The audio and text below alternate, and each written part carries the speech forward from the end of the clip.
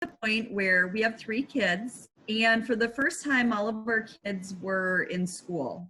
And so I kind of joke around that I kind of had a midlife crisis, but I really just needed something more in my life, and I wasn't sure what that was. I love reading.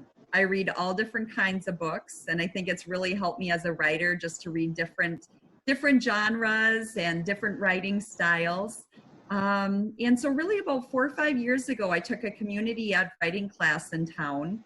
And in the class, we did a writing prompt. And what the teacher had us do, he had us close our eyes and visualize walking through our dream house.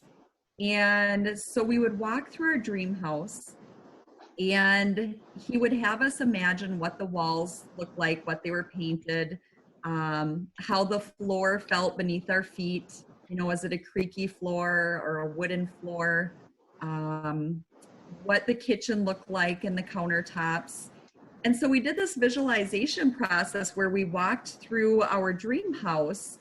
And when we walked down the stairs to the basement, everything was empty. And as you're walking through the basement, all of a sudden in the corner of the basement, something catches your eye, and it's a chest or a trunk. And so we walked over to the trunk, and when we opened up the trunk, he wanted us to write down the first 4 items that came to mind of what was in the trunk. And it could have been anything. It could have been a field of flowers, a sky full of stars, or it could have been tangible items, you know, of whatever you could think of. So oddly enough, my items were sand, seashells, a Japanese photo album, and an old yellowed wedding dress. And so our first assignment was to take these items, as unrelated as they were, and to put them into the form of a poem. So I won't read the poem I came up with. I'm definitely not a poet. But we put these items into a poem. And then when we came back the following week, our job was to put these items into a short story. And so that short story turned into a 242-page novel about 3 to 4 years later. So if I just take the first page of the book, my first sentence of the novel, it's Santa Ana, California, November 1941. Alu Noguchi turned the seashells over in her hand, blowing remnants of stubborn sand from the hollows as she traced the rigid markings the ocean had left upon their surface. It was the point of the morning when the sun met the sky with an orange glow. Hard to imagine there was a war happening on the other side of the world. They're beauties, Mama said, as she dumped the seashells on the weathered floorboards. So it was pretty amazing to me how this instructor was able to teach us how to write and really just teach us how to kind of pull into our subconscious mind and pull out these bits of material and these things we visualized in this treasure chest and put them into a story form. So really with Becoming American, I worked on it over a period of about 3 years. I would work on it, put it away for months, come back to it, and work on it mostly at night. I don't sleep very well, so it was a project I worked on at night quite a bit. And how I I found a publisher out of Green Bay. I really love working with her. She had been an editor for about 20 years, and she started her own publishing firm a couple of years back. And it was really nice working with her, being a smaller agency, because I had a lot of freedom to come up with the cover art and a lot of the creative freedom that you usually don't have with a big publisher. But what happened is about a year and a half, 2 years ago, about 3 weeks before the manuscript was due, I'd been working on it for years. I thought everything was done. And at that point, the main storyline, the only storyline, revolved around Alu, who is a young teenage American, Japanese American girl, and her family being sent to an internment camp in California. And so my husband and I had the opportunity to go to Hawaii and visit with a friend and stay with her. And while we were there, I was able to meet up with the 100th Battalion. And I'll talk a little bit more about them in a while, a little bit. But after meeting up with them and hearing their story, I came back home, and after working on this for years, I looked at my husband and he looked at me, and I said, "Don't say it. I know what you're going to say." And I had to include that storyline. It was just too important of a storyline in the Japanese American World War II experience to not include. So I pulled a lot of all-nighters, and basically in 1 to 2 weeks, I came up with a new storyline of Yukio's character and the battalions, and then I added that military component to the book, which most people tell me ended up being their favorite character, and it's the one that I came up with kind of under the gun. So, but I wanted to get into a little bit about the history of the book. As Jeanette had told me, the summer library theme, the library program theme, is imagining your story.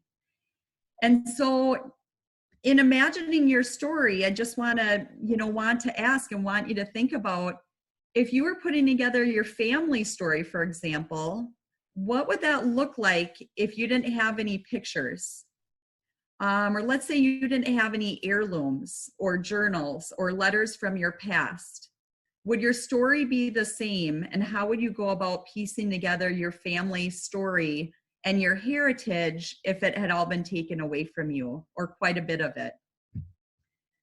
So most of us know the story of the Pearl Harbor attack, that on December 7th, 1941, it was a quiet Sunday morning in Oahu. A war alert had just been lifted, and the planes were parked wingtip to wingtip on Wheeler Field. So when a couple of planes were spotted flying into the island that morning, a general by the name of General Short, right here, he was in charge of keeping the island safe, and he was in charge of Oahu. He had dismissed those planes as American planes. And the tragedy of that, the results were catastrophic. So the island was lit with fire. There were 2 waves of the Japanese Imperial Navy, which came in. They destroyed 20 vessels, 8 battleships, 200 planes destroyed, and really created a series of events from there forward. So what I found is we learn about Pearl Harbor in school, and we learn about the horrors of the Holocaust during World War II. But one aspect they really don't teach much about is what it was like to be a Japanese American during that time. And so what happened, this created a series of events once Pearl Harbor was bombed. December 8th, the United States entered World War II. So this General Emmons over here replaced General Short on the island of Oahu. General Short was very quickly removed from his position. And so the United States enters the war. And by January, if you were a Japanese American, things really start to change quickly for you. And as I tell my kids, how I explained it to them, imagine it wasn't Japan who bombed Pearl Harbor. Let's say it was Norway, for example. We're Norwegian, so it's easier for them to think of it that way. All of a sudden, there's a curfew. You have to be home by a certain time. And a lot of the men in the community start disappearing. So you might come home from school one day and your dad is gone and you're not sure where he went or how long they'll have him. So a curfew is put in place, and they start pulling Japanese American, mostly men first. So business owners, teachers, pastors, anyone whom the government feels is influential. And our kids always ask me, they say, yeah, but we're not Norwegian, Mom. We've never even been to Norway. And I tell them, but most of these families, most of these kids had never been to Japan. They were born in the United States. So the FBI came into different people's houses and they'd knock on the door and they'd come in and they ask you questions such as, how much money do you think you are worth in this country? How many times did you go to church last year? What church do you belong to? What do you think about the Japanese-Chinese war? Who do you want to win this war? You don't want to see Japan lose. Do your children speak Japanese? So they would ask hundreds of questions, and these are actual questions I had gotten from somebody I had sat down with and heard her family story, and I'll talk a little bit more about her later. But this is an open file, a file from the FBI, and it was ordered by John Edgar Hoover, who at the time was the director of the FBI. And so they would come in and they'd ask hundreds of questions. And despite what you answered, at the end, they would, most of the time, almost all of the time, if you lived on the West Coast, they would deem you an enemy alien of the US, and they would recommend you for removal from the community.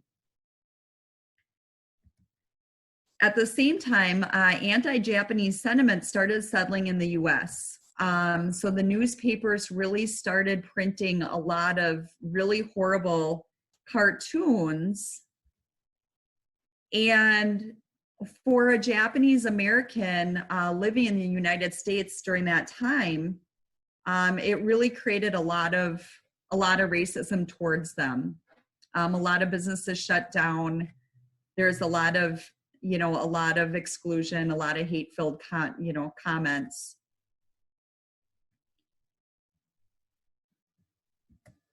And so there were a lot of anti-Japanese sentiment settling in during that time. So by February of 1942, a man by the name of General DeWitt over here, he held what was General Short's position, but on the West Coast for California. And so what he did at the time, he was worried about his job. He had seen what had happened with General Short. And in fear of losing his job, he had convinced FDR to put together the Executive Order 9066. And what the Executive Order did was it ordered over almost 120,000 Japanese Americans into internment camps. And the Japanese American families who were ordered, they were given 2 days, roughly 2 days, to basically put together 2 seed bags of belongings, having no idea where they were being sent to, nor how long, nor what to pack. And they went all the way as to pull babies and kids out of orphanages, and anybody who was 1/8 Japanese were sent to these internment camps. So the internment camps, there were 10 of them throughout the United States, including one in Honolulu. They knew they couldn't intern a lot of Japanese Americans on Honolulu or on Oahu because it would collapse their economy. And so they were sent to these internment camps, and most of them were located in old fairgrounds, old Native American reservations, old racetracks. And a lot of them were very uncomfortable weather conditions. So deserts, really hot during the day, really cold at night. And really a lot of them started their heritage, their ethnicity, their pride in who they were. Some of that started to break down a little bit. Women, a lot of women couldn't cook at the camps. There were army cooks. And children would run around mess halls. Families didn't sit together or eat together. And they were living at a lot of these camps, particularly Manzanar, which is the one I write about in the book. They were living in animal stalls, cleaned out animal stalls with 2 or 3 other families they didn't know. So really these camps were they weren't comfortable. They didn't have the warm clothes. They weren't properly packed for it. And they were not comfortable situations. So this executive order that sent the Japanese Americans to camp posed a couple problems for the government. Number one, on the island of Oahu, as I mentioned, the economy would collapse if they interned all of the Japanese Americans. So what the government did do, they took away the guns from the ROTC. And so the ROTC unit in turn formed the Varsity Victory Volunteer Group, and they would do whatever they could to help with the war effort. They rebuilt roads, put up bridges, really whatever they could do. But there's also a group called the Hawaiian Territorial Guard, and the government had no idea what to do with these guys. Most of them were college graduates. upper 20s, married families, and they had been part of the military for quite a while, most of them born in the United States, born in Hawaii. And so they asked, well, what do we do with these guys? We can't send them to internment camps. They're part of our military. And so what they did, they gave them a couple days notice, and they told them to quietly pack their bags. They didn't tell them where they were going. And they got on ships. Many of these guys feared they were being sent to Japan, a country they had never seen, and denounced citizenship from the US. And what they did, they sent them on ships, and they woke up in California. So they were grateful to be crossing under the Golden Gate Bridge. They docked in Oakland, California, and they were told to get on trains during the night and to pull the shades closed. They were going through California, which was General DeWitt's area, and it would have looked really bad for him to put all these families into internment camps and then allow all these Japanese Americans to go through California by train. So they still didn't know where they were going. And believe it or not, they woke up in Wisconsin. So these are guys who mostly had not been off the island of Oahu. And I can't even imagine the culture shock of ending up in Wisconsin. So these are some of my favorite pictures at Fort McCoy. But I had read a lot of their personal accounts, and a lot of these men said that Wisconsin opened them with welcome arms at a time where they weren't welcome, most places on the mainland, especially not on the West Coast. They developed a lot of friendships in Wisconsin with local families,